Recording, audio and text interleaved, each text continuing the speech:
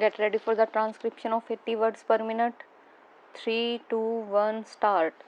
The president has said that in the last 60 years we have progressed along this path illumined by Mahatma Gandhi and Jawaharlal Nehru.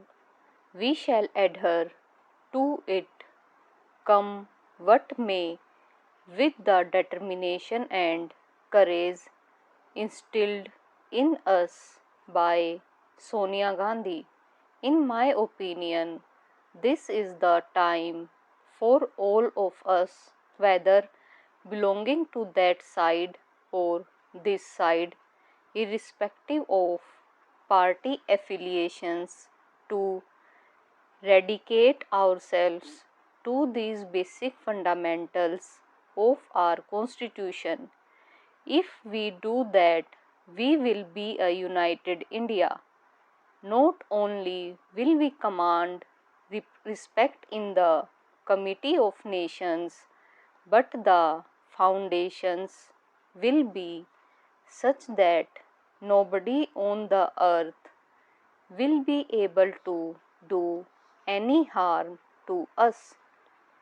I have one thing to say, that our country is a continent, and in this continent we have faced this year one of the severest droughts in 100 years. It is the prudent policy of having accumulated buffer stocks that, in spite of setbacks that we have experienced, there has not been any starvation death. This is a tribute to the ingenuity of our policy of having created the buffer stock. To my mind, there are one or two grey areas. One of the grey areas is our population explosion, which my friend Shri Prashant has also referred to. We may be doing what we are doing. For instance, 20 million acceptors of contraceptives and other things we have produced, but we have not evolved a national consensus on this issue. I spoke about the matter in different forums when the Prime Minister was also there.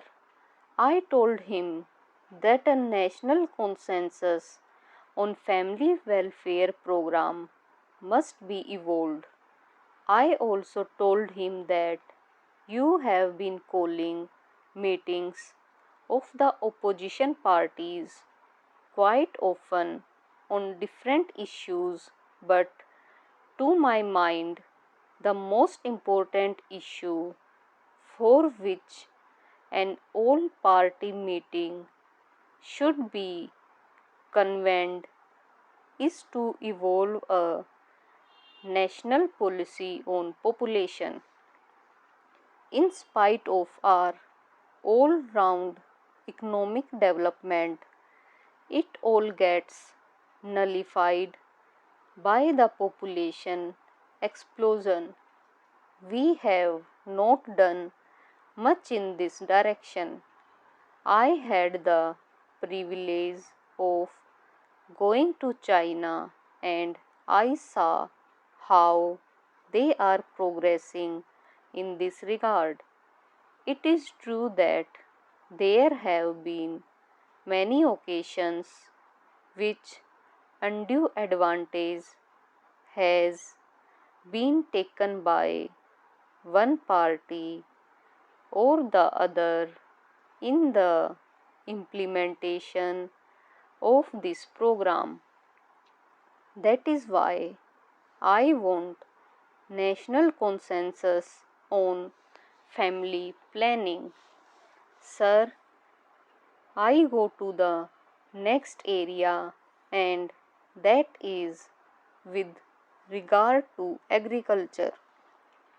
The agriculture minister has stated in a conference the other day that in spite of drought, he has fixed a target of 175 million tons of food grains for the current year.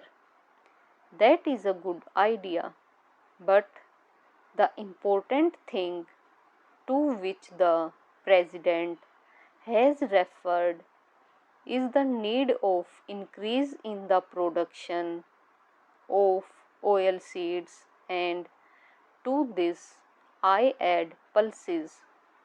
I want the government to give special attention to the production of these things because edible oils and pulses are the common man's need in India, and we are having shortage of pulses and edible oils, and we are importing these in a very large quantity. So, the thrust of our program, as we have done in the case of Green Revolution, is that we should concentrate on the production of pulses and edible oils, and then assure our own people that within a period of 2 years we will attain self sufficiency in edible oils and pulses.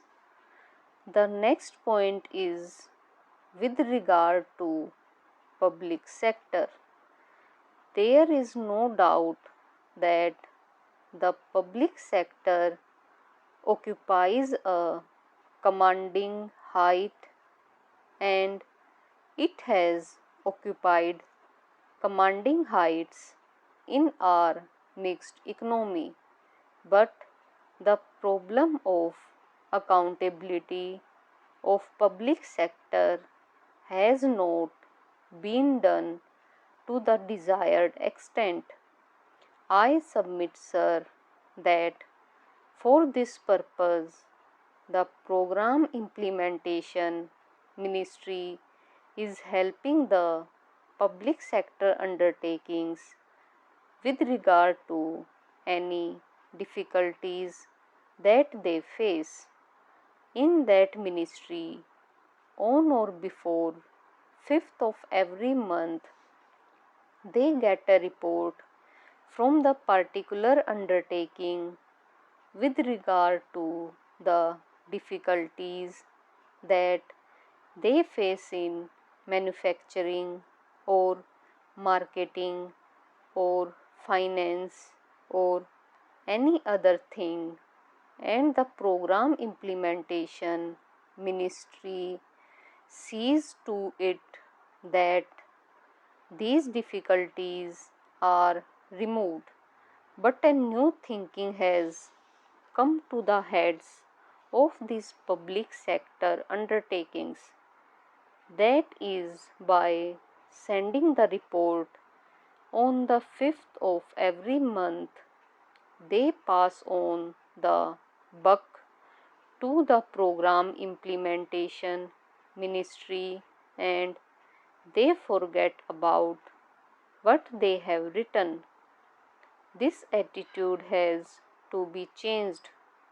The executives of these public sector undertakings should be told that the planning commission or the program implementation ministry is there only to help you, and it is for you to set things right and see that any difficulties faced by them are removed and their undertakings shows results. I think for that purpose it will be advisable that their promotion or renewal of their contract or enhancement of their present grade should be linked with the jobs done by the heads of these public sector undertakings.